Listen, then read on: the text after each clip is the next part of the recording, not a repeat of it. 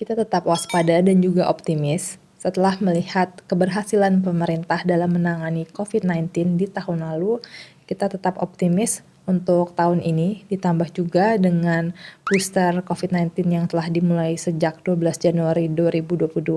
Kita berharap bahwa pemulihan ekonomi akan tetap berjalan di tahun ini.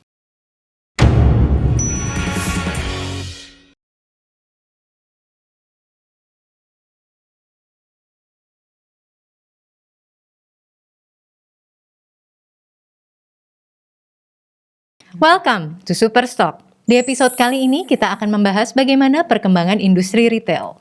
Sejak kehadiran COVID di tahun 2020 tentunya membawa banyak perubahan di kehidupan kita. Dari perlambatan ekonomi, pola konsumsi, perubahan gaya hidup, dan juga kehadiran new normal. Dan hal ini justru menjadi daya tarik dan transformasi untuk industri retail. Seperti apa perkembangannya? Mari simak ulasannya bersama Christine Natasha, Research Analyst dari Mirai Aset Sekuritas Indonesia. Hai Christine. Hai Alia.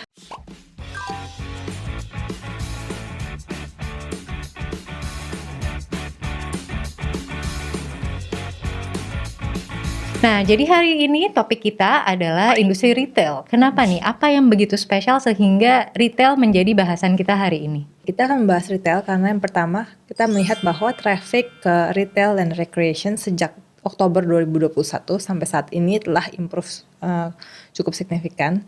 Dan yang kedua, kita juga akan melihat bagaimana perubahan pola konsumsi atau consumer behavior sejak pandemi dan juga bagaimana ekspansi offline store di tahun 2022 ini. Menarik sekali nih membicarakan tentang consumer behavior karena memang banyak sekali yang berubah. Mungkin bisa di-share lebih detailnya? Jadi menurut studi dari GfK ada 3 fase yang mengubah consumer behavior sejak pandemi. Yang pertama itu adalah fase panik, dan yang kedua itu adalah fase dari adaptasi, dan yang terakhir itu adalah new normal. Nah, saat ini kita sudah melewati masa-masa panik, di mana tahun 2020 masyarakat lebih menyadari pentingnya extra cash dan mereka menabung untuk masa-masa yang dipenuhi ketidakpastian ke depannya. Namun di satu sisi, era stay at home justru mendorong masyarakat untuk tetap berbelanja pada kebutuhan-kebutuhan rumah seperti elektronik ataupun perlengkapan kantor dan juga perlengkapan untuk sekolah, di mana hal ini menguntungkan retailer-retailer seperti Ace Hardware dan juga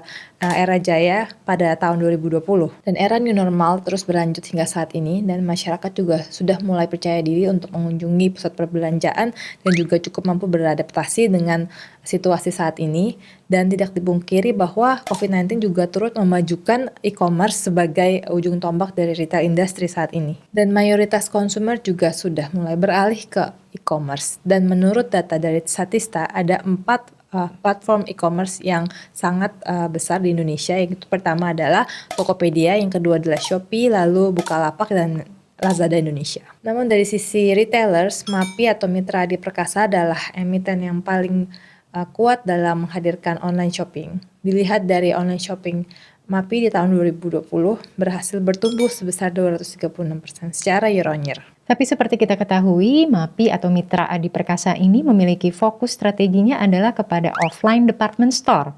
Nah, dengan adanya shifting behavior yang lebih mengedepankan ke online shopping, bagaimana dengan strategi offline yang akan dilakukan oleh MAP ini? Ya, memang terlepas dari strategi online-nya Mitra Adi Perkasa, kita percaya juga niat perusahaan untuk berekspansi offline store-nya juga akan turut mendorong pertumbuhan pendapatannya. Dan untuk MAPI, penambahan toko atau gerainya terlihat konsisten dan sesuai dengan penambahan brand-brand di portfolionya. Dan sepanjang tahun 2021 kemarin, MAPI telah menambah gerai sebanyak 180 toko. Sementara itu untuk LPPF, setelah melakukan banyak penutupan gerai, dan saat ini LPPF sudah mulai membuka toko baru dan juga membuka peluang untuk partnership untuk mendukung strategi omnichannel-nya ke depan. MAPI dan LPPF merespons positif dari relaksasi PPKM karena demand fashion yang meningkat, dan tren di tahun 2022 kami melihat bahwa akan ada improvement dari sales dan juga EBITDA dari kedua perseroan tersebut. Kita memproyeksikan untuk LPPF akan membukukan EBITDA sebesar 1,4 triliun di tahun 2022, di mana ini bertumbuh sebesar 45% secara year-on-year, sedangkan untuk MAPI kita memproyeksikan EBITDA sebesar 4,9 triliun, di mana ini akan bertumbuh sebesar 21,8% secara year-on-year. Dalam research retail industry yang baru dirilis oleh Mirai Aset Sekuritas Indonesia, diinfokan jika harga CPO terus meningkat, maka hal ini akan berkorelasi positif dengan daya beli masyarakat. Nah, bagaimana nih proyeksinya untuk tahun 2022 ini? Ya, kita memproyeksikan bahwa dengan kenaikan harga CPO, apalagi yang saat ini harga CPO sudah tren cukup tinggi dengan rata-rata year to date saat ini di 5.300 Malaysian ringgit per ton, dan kita memprediksi bahwa ini akan berdampak positif walaupun secara tidak langsung terhadap emiten-emiten retail. Dan bisa dilihat berdasarkan chart di sepanjang tahun 2015 dan 2016, tingginya harga CPO juga turut meningkatkan penjualan dari emiten Mitra Adi Perkasa. Begitupun dengan Ace Hardware, berdasarkan data dari chart, sepanjang 2015 sampai 2016, tingginya harga CPO juga mendorong harga saham Ace Hardware. Namun di tahun 2017, Ace Hardware juga memiliki kinerja yang baik walaupun harga CPO telah menurun. Ini dikarenakan alasan spesifik dari perusahaan, karena perusahaan berekspansi cukup signifikan di tahun 2017. Sejak tahun 2021, kita bisa melihat geliat dari industri retail yang mulai pulih. Apa saja nih yang mendorong kebangkitan dari industri retail? Ya, dalam pantauan kami, justru saham retailers menunjukkan kinerja yang positif. Berikut adalah faktor-faktor pendukungnya. Yang pertama adalah Google COVID-19 Mobility Report yang menunjukkan bahwa mobilitas dari masyarakat sudah cukup improve sejak Oktober 2021 seiring dengan menurunnya kasus. Dan yang kedua, ini juga terbantu oleh level PPKM yang saat ini ditentukan berdasarkan situasi per kota dan region, bukan secara keseluruhan. Berbicara tentang pertumbuhan industri retail, tentu ini erat kaitannya dengan pola konsumsi dan behavior dari masyarakat. Namun, masyarakat kini mulai cenderung waspada dengan adanya varian Omicron. Bagaimana ini proyeksi ke depannya? Kita tetap waspada dan juga optimis setelah melihat keberhasilan pemerintah dalam menangani COVID-19 di tahun lalu. Kita tetap optimis untuk tahun ini, ditambah juga dengan booster COVID-19 yang telah dimulai sejak 12 Januari 2022, kita berharap bahwa pemulihan ekonomi akan tetap berjalan di tahun ini. Jadi berdasarkan COVID-19 Google Mobility Report, Indonesia telah membukukan kenaikan traffic sejak Oktober tahun 2021.